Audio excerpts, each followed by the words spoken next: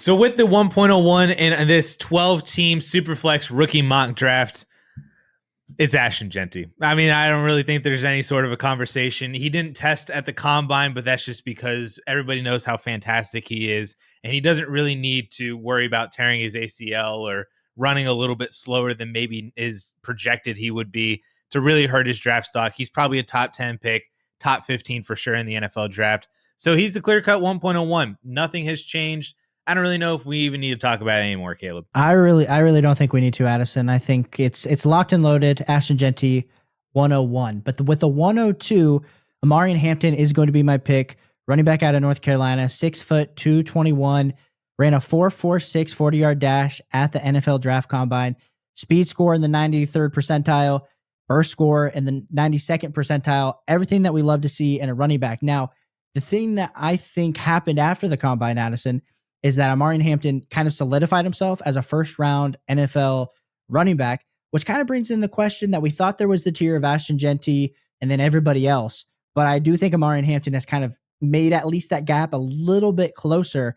What is your opinions? Do you think Omarion Hampton has any sort of say on the RB1 overall crown? I don't think that he can get to RB1 just because it's Ashton Jeanty. I mean, in a bunch of other classes, Omarion Hampton, is very well deserving of being an RB1 in many previous classes over the past decade. It's just he ran into Ashton Jeanty. It's kind of the same way, with Jahmyr Gibbs, probably could have been an RB1 in many other classes. He just ran into Bijan Robinson. So that's essentially how I see it. Is I think that Jeanty's in a tier of his own, just like Bijan Robinson was.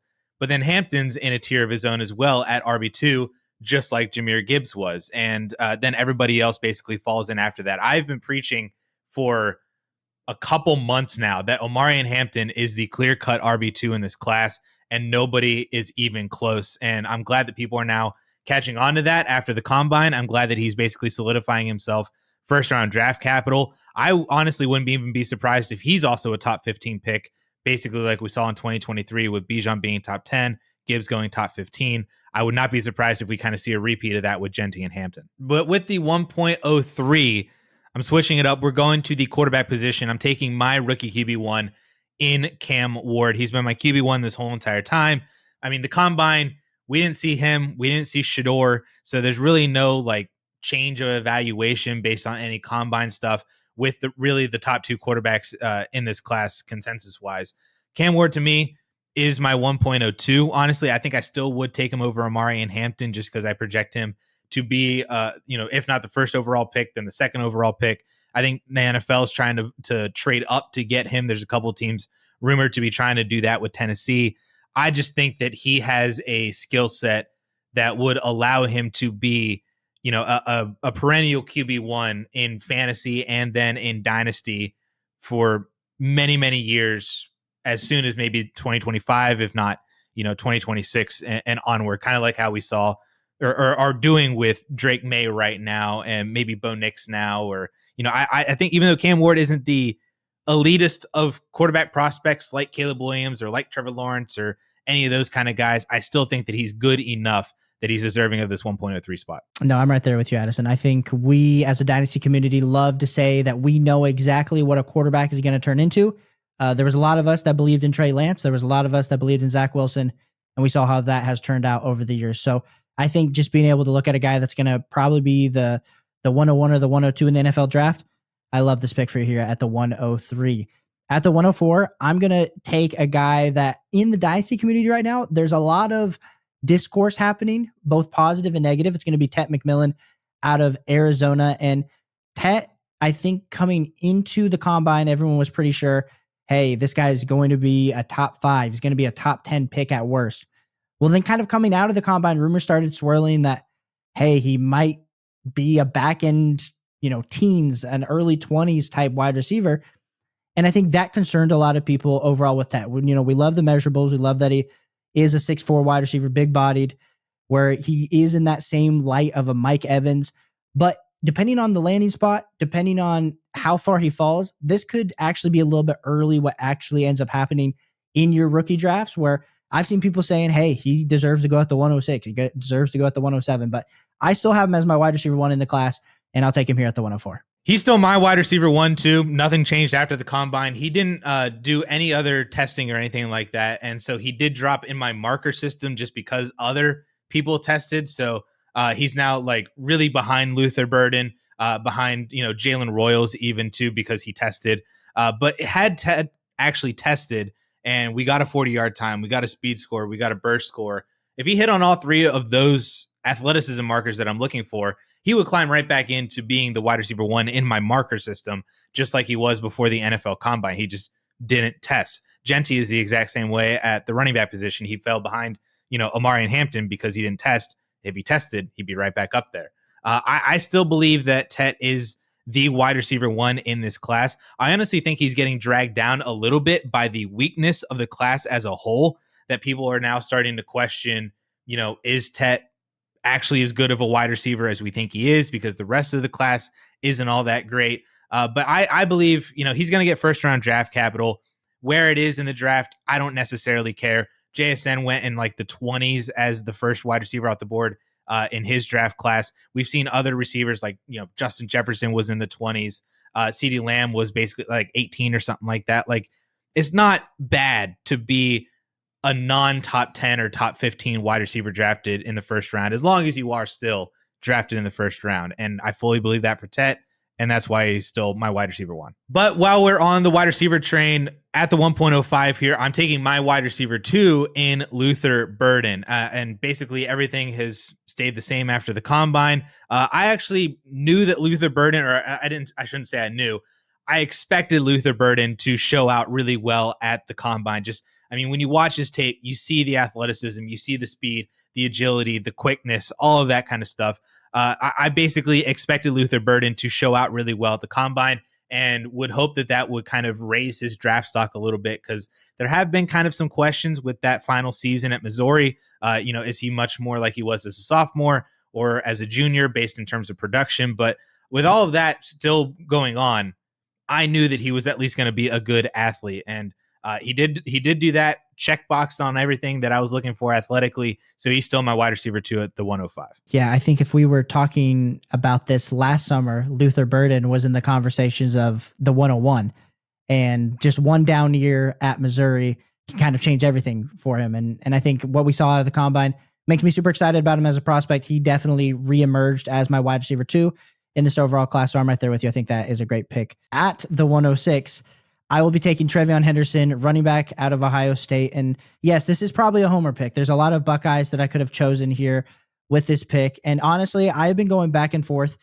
in my overall rookie running back rankings when we're talking that RB3 spot between TreVeyon Henderson and Quinshon Judkins for me. But when I'm looking at TreVeyon Henderson, number one, the 4.43 40-yard dash time wasn't honestly as fast as I was projecting him to run. Now, let's not forget, the Buckeyes did win the national championship, so shout out to the Buckeyes for winning that. But our running backs, when we're talking about Quinshon Judkins and TreVeyon Henderson, they didn't have as long to train for the actual 40-yard dash time. It's a little bit different, in my personal opinion, when we're talking track speed versus in-game speed, because I do think everyone knows that TreVeyon Henderson is a very fast football player.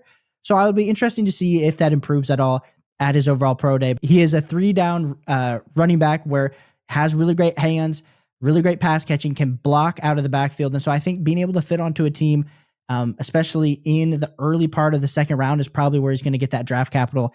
And so just taking my shot here on a prospect that I like the upside that he provides from a receiving standpoint makes me really excited taking him here at the 106. He is in this weird range for me at the running back position where I don't really know if I can separate him and his teammate Quinshon Judkins and Kaleb Johnson. It's like, they're RB3, 4, and 5, but I don't really know what the order is right now. I feel like if you ask me, tomorrow it's going to be a different order versus what it was yesterday versus what it will be next week versus what it will be, when we actually get to the NFL draft. I do think that Henderson has the highest fantasy ceiling of those three just because of the pass catching ability, because of the athleticism and the speed. I do have concerns about him translating as a full 3-down back in the NFL. And that's not necessarily like the worst thing, especially with the way that the NFL is kind of moving towards these, a lot more committees. And if you just have that athleticism and you can stay healthy, have pass catching ability, you probably have a pretty good shot at finishing as a top 15, top 10 fantasy running back with those things. But I do think that Johnson and Judkins possess more 3-down ability than Henderson, but I think Henderson could be more efficient with the touches that he gets. So that's why I think he still is my RB3 right now. I just don't know if I am as excited about him, especially at a slightly higher price, whereas I could just probably trade back and still get Judkins or Johnson and be just as happy. Let's break things up a little bit more. Again, at the 1.07, I'm going back to the quarterback position with the QB2 in Shedeur Sanders. Feels like he's fallen a little bit from where he was maybe a month ago or in December, or even really before the combine. Again, Shedeur Sanders didn't do anything really at the combine. He didn't throw. He's going to save that for his pro day, which I think makes sense because he's going to be able to throw to Travis Hunter and Jimmy Horn and the people that he's familiar with versus some other wide receivers that may not necessarily be as good, especially as good as Travis Hunter. So I think that makes sense. More familiarity and comfortability for Shedeur, and doesn't have to compete with all the other quarterbacks that are there too. I do kind of see that as a slight red flag though, because I think that Shedeur knew that he might get outclassed by Cam Ward and might also get outclassed potentially by Jaxson Dart, or Tyler Show has been kind of a bigger name rising up draft boards because of some of the stuff that he's been able to do. But I think some of the shine is kind of fallen off of Shedeur, especially in NFL mock drafts too. But I think as long as he's still a top 10 pick, I think this is actually a value for him at the 1.07. No, I love this pick with Shedeur. I mean, it's unfortunate what's happening to him and his overall draft stock, because you hate to see a guy kind of slipping. But still, if he ends up being anywhere in the top 15, top 20 picks, like, he's still going to be super valuable for us in Dynasty. And if you're able to get him in the middle part of your Superflex rookie draft, like, great value that you're going to be able to add the QB2 in the class. Moving on to the 108, I drafted Quinshon Judkins, the other Ohio State running back. And I think it's important for us to discuss a little bit about the unfortunate aspects of college football when we're talking about Quinshon Judkins' profile, because this dude absolutely dominated his first 2 years at Ole Miss, breaking tons of SEC records. And he decided to go ring chase a little bit, comes up to Ohio State, gets to pair up with TreVeyon Henderson, Jeremiah Smith, Carnell Tate, Emeka Egbuka, absolutely loaded offense. And now all of a sudden we're judging him and saying, hey, you didn't have as good of a season this year as you did the last 2 years. When if you're looking at him from a rushing attempt standpoint, he had almost 85 less rushing attempts and played in 3 more games overall. And so for me, I love some Quinshon Judkins. I think the arguments that you can be having between TreVeyon Henderson and Quinshon Judkins as the RB3, RB4 in the class are definitely warranted. I still have both those guys above Kaleb Johnson. I just think both of them possess a little bit better receiving upside, as well as I just think they're more talented running backs. Then there's 100% bias there. You guys see the jerseys behind me.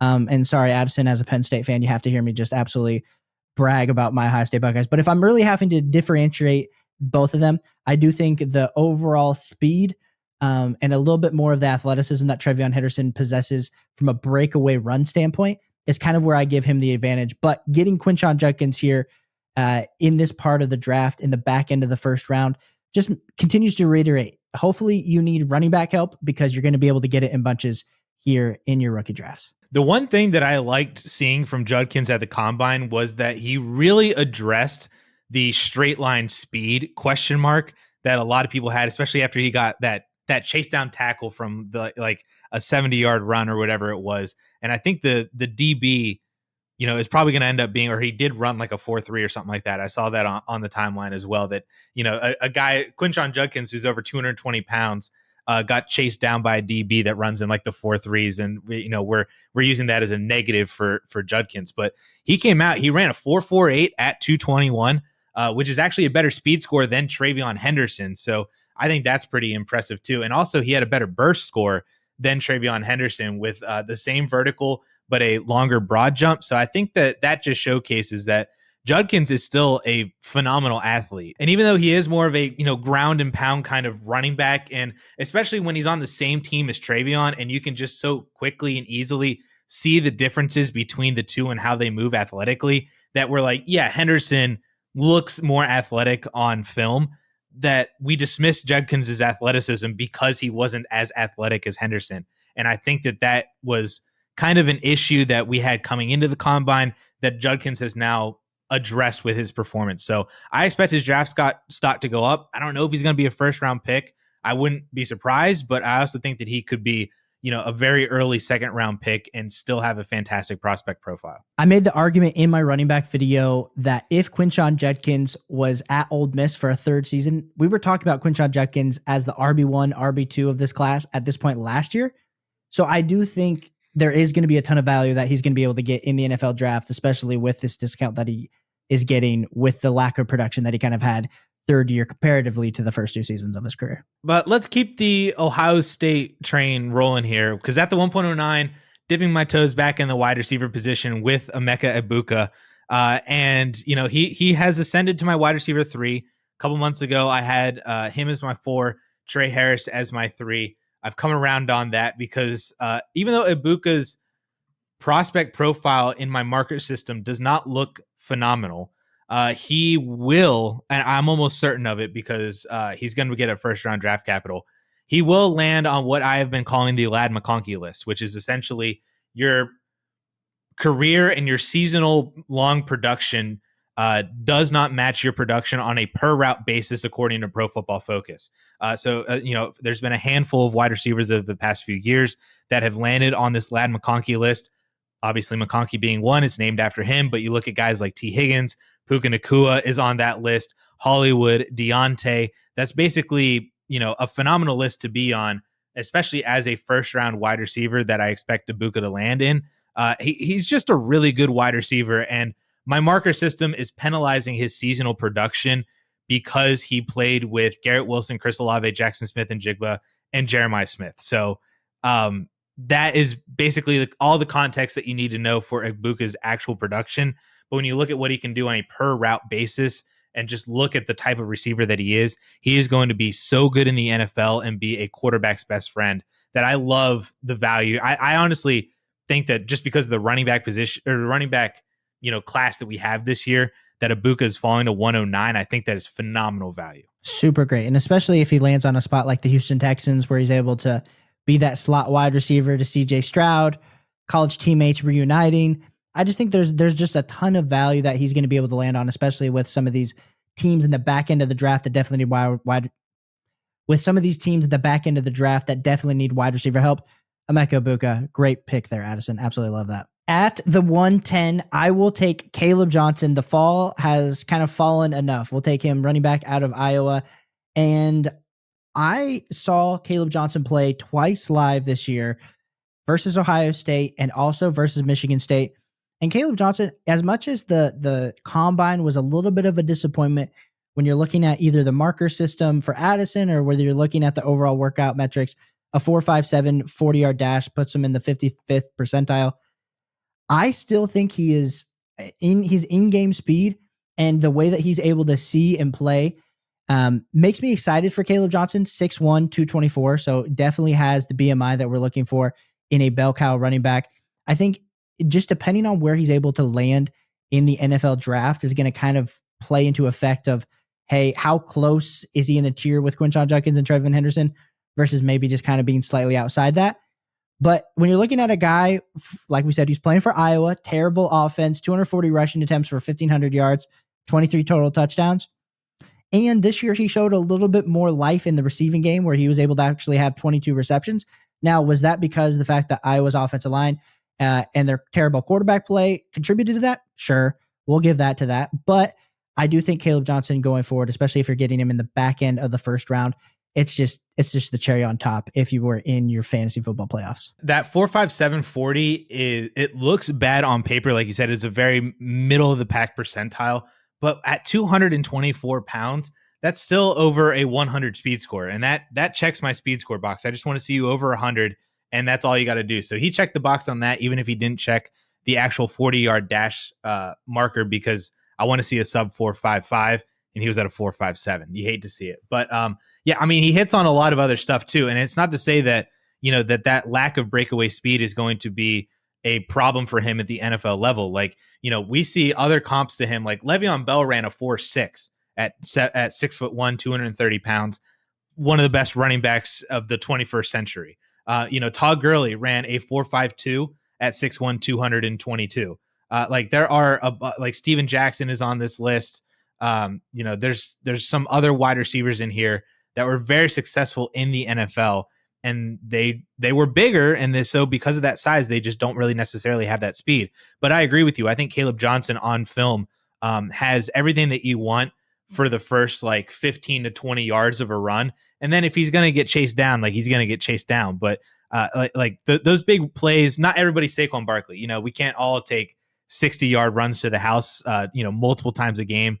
But if Johnson's going to be able to pick up, 5 or 6 yards a carry just because he's churning out those big yards and those big runs and getting into the secondary consistently, I think that is where Johnson is going to be able to succeed. And I think that he is a very good running back, especially as the 5th running back in this class. All right, Caleb, we need to stop talking about Buckeyes for a second. And it's time to talk about some Nittany Lions, because at the 111, oh man, I love me some Tyler Warren, dude. He is the tight end 1 in this class.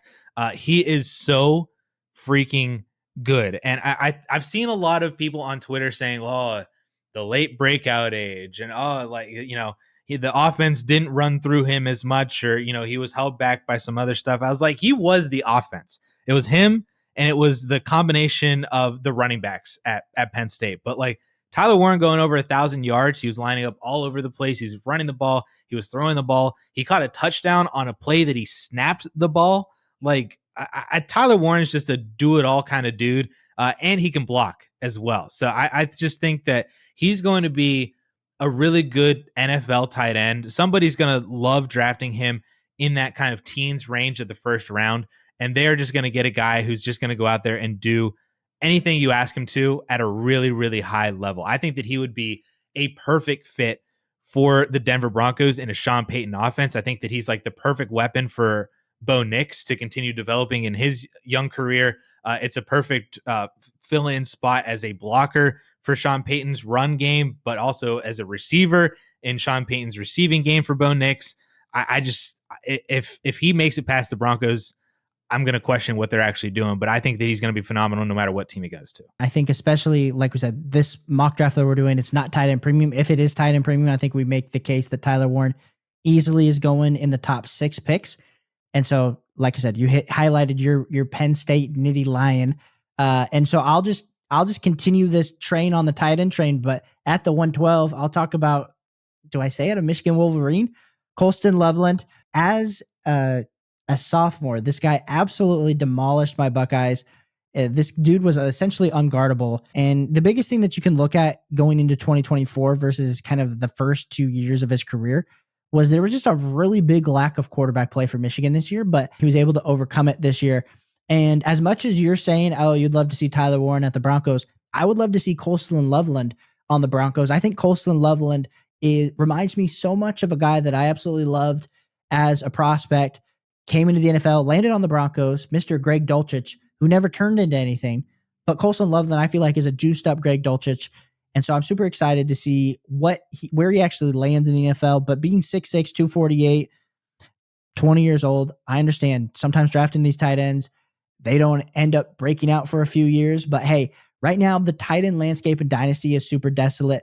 So if I have a guy like a Coleston Loveland who's going to land in a great situation, who we know has the receiving chops, 100% give me Coleston Loveland here at the 112. I am fully on board with this pick. He would have been my pick here at the 112 too, after with everybody else that has gone, just because I love Tyler Warren, and probably there's homerism in there, of course, in terms of he's the tight end 1 in the class. He's phenomenal. He's going to do all this, that.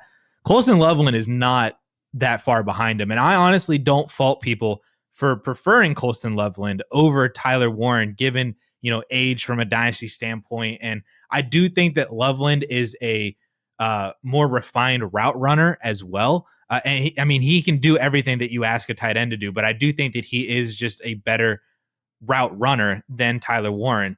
So if you prefer that, and you look at the age as well, and you're getting a 1-pick discount, but I do expect Tyler Warren to go above Coleston Loveland in basically every rookie draft out there, but it might be by more than a couple picks. So if you're able to get Loveland a few picks behind Tyler Warren by trading back, I still think that is basically just as good as taking Tyler Warren itself, because I think Loveland's going to be really, really good. I will say, though, that Penn State was able to shut him down twice. So Penn State 1, Ohio State 0 in that regard. I got to find every opportunity for us to beat you guys, because we can't do it ever on the field. So I'd take these small wins. Just turn into a Michigan fan. You'll beat us every time. So here is the second round. We didn't want to have to go through all the second round picks in the same time frame, but I did want to highlight a few different players. At the 201, Addison, you took Travis Hunter, and I think if Travis Hunter, we know, is going to play wide receiver in the NFL, we are 100%. This guy's going in the top 3, if not top 2 of your rookie drafts. But I want to just talk a little bit about this Travis Hunter pick. How are you feeling about Travis Hunter? And what do you think is going to really take us to know? Are we going to know when he gets drafted, or kind of what is that conversation looking like as we're kind of playing it out as we approach the NFL draft? I mean, I honestly don't know if we will know prior to actual rookie drafts. I mean, maybe I'm sure whenever he gets drafted, because he's going to get drafted very, very early in round 1, that we might be able to have some sort of a beat reporter comment, or maybe somebody from like whoever's team's draft room, like throws something out from like the coaches on, this is what we love about Travis Hunter, this is how we plan to use him in some regard. Maybe we get that, but I really just don't know if we ever get full clarity on it until we actually get to training camp and preseason and the actual seeing how he's utilized in practices. And that scares the crap out of me, because if he is, like you said, if he's a full-time wide receiver, he would probably be my wide receiver 1 in this class. Like, he is that good at the wide receiver position. And I would probably debate him and Omarion Hampton, or him and Cam Ward. And like I said, I would take him probably over Tet McMillan and Luther Burden. But I don't know that. He's, I think, just as good of a defensive back. And if he's going to play both ways, or, if he's going to be more of a full-time DB, and then he's going to, just plays certain snaps on offense, that's not necessarily going to be the greatest thing for fantasy. I've seen people say that he's going to major in one position and minor in the other. So I just don't know if we're ever going to really have true clarity. And I think that this is the point where I just feel comfortable taking the upside of Travis Hunter if he does play 70, 80+% of snaps offensively for fantasy, but then while also swallowing the risk of what if he is more of a full-time DB and barely sees offense and, does special teams and stuff like that. And that's kind of where I'm at with Hunter. I don't know if you have a different read on it. No, I'm exactly right there with you, Addison. I think the big thing when I think about it, and I just took at the 112 Coleston Loveland, but if I had just won the chip and I had the 112 and had the ability to draft Travis Hunter, who could be absolutely game changer and continue that dynasty run, especially if Travis Hunter is going to play 60% or more of snaps at wide receiver, I think there's 100% of value taking him in the late first. But like we said, there's that risk that, hey, he's a gadget player. He's only out there 15, 10% of the time. He's playing, 90% of his snaps at cornerback. I just continue to think that the way that the NFL is moving is the money for Travis Hunter, even if Travis Hunter, it could be an elite level wide receiver and an elite level DB, like the money's for him at the wide receiver position. So I think it's in his best interest to play wide receiver going forward, because that's how he's going to maximize his career earnings. But at the same time, if he were to become the top 2, top 3 DB, those guys are getting paid because no one else can cover those wide receivers. So I understand both sides of it. I still think in my heart of hearts, I think he's going to play wide receiver. But I could be kind of living on a dream, living on a prayer here as we kind of head towards the draft. I think that's phenomenal insight, honestly. And because I was looking at, when I got to the 111, I was like, do I take Travis Hunter here? Or, I went with Tyler Warren just because I had to go with Tyler Warren. But like, if I was a team that like just lost the championship and have the 111, or I just won the championship, like you said, and I have the 112, and that upside of Travis Hunter is so massive that I think you have to do that over a tight end or some of these other, because you're not probably going to get a really phenomenal running back after the top 5 have gone. You're not going to get a phenomenal wide receiver after Egbuka's gone. That, Hunter just has that pure raw upside if he does play a majority of snaps offensively. And like you said, even if he plays 60% of offensive snaps, he's going to be on the field for, throwing situations, like actual passing situations. They're not going to just throw him out there just to run block or be like a decoy or something like that. Like they're going to use him. So I think like if he lands on the New England Patriots, I think it's a phenomenal situation that would probably raise his rookie value for me, because I think that he could be the wide receiver one easily. And the wide receiver one for Drake May would be, I think, a very valuable position. And he doesn't need to be their DB1 either, because they got Gonzalez on the other side. So I think it's a perfect situation for him that if he does land on the Patriots, I think that I could see him, I can see my comfortability of drafting him rising, just because I think that the upside of him being the wide receiver is a lot higher in that specific situation. I totally hear you on that. And I think I want to talk through Jaxson Dart, because that was my next pick too. What would you need to see draft capital wise out of Jaxson Dart to feel comfortable moving him into the back end of the first? I need to see him get Bo Nixed, I think, is essentially what we're looking at with Dart. Like, I just need one of those teams that needs a quarterback, but they missed out on, Ward and Shedeur, and they also missed out on all these free agents, or they don't want to, trade for Kirk Cousins or pay Aaron Rodgers like $40 million or whatever it is. And they just shoot their shot on Jaxson Dart. Maybe they know that it's not necessarily the most positive EV move, but if they do it and he's got that opportunity from day one, that's going to kick him up into the first. Again, I don't really know if I'm going to be able to take him ahead of basically the top 5 running backs, the top 3 wide receivers, but I could see him climbing up ahead of all of the tight ends in this class as a late first round pick, just like Bo Nix was last year. And then we see 5 running backs, mostly taken by me, go off in here in the second round. So like we said, this is a deep class at running back. Kind of when you're breaking down your running back rankings, especially when we're talking anywhere between RB7 to RB12, a lot of these guys, a lot of that's going to depend on the draft capital, on the landing spot. But kind of as we're evaluating, do you think there's going to be more than that amount of running backs in the second round drafted in most rookie drafts? Or do you think that's probably about right? I think this is probably going to end up being right. I don't know. It might not be these specific names here. Like you took Bashal Tutin really high. I feel like Damian Martinez is a late second, might be a little high, but Devin Neal, Cam Scadaboo in there, I think make a lot of sense. DJ Giddens, I think, might be a little high, but I could still see him be a second round pick. It's all really just going to depend on actual NFL draft capital. Because if some of these guys sneak into, day 2, because those top 5 guys have already gone and they're all top 50 or even top 40 draft picks. And if you're sitting there as an NFL team, you need a running back.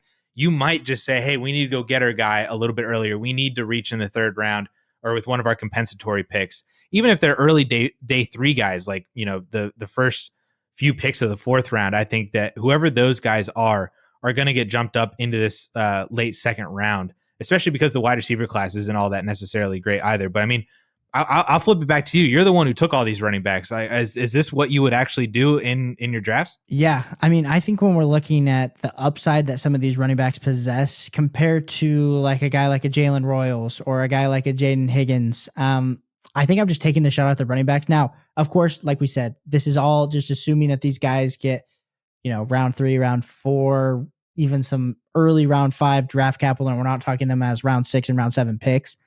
But I do think the upside that you're going to be having at the back end of the second round to hit on a guy that could potentially be a starter, because as we know, the NFL is in mad desperation for young bloods at the running back position. And I just believe that this class, as much as we see the guys at the top, like the Jeantys, the Hamptons, the Hendersons, the Judkins, some of these guys, like we're talking about, even with a guy like a DJ Giddens, to even a guy like a Damian Martinez, as long as they land in a situation that's conducive to their fantasy football value, I think easily being able to take them at the back end of the second or even, middling part of the second is going to be where their value lies.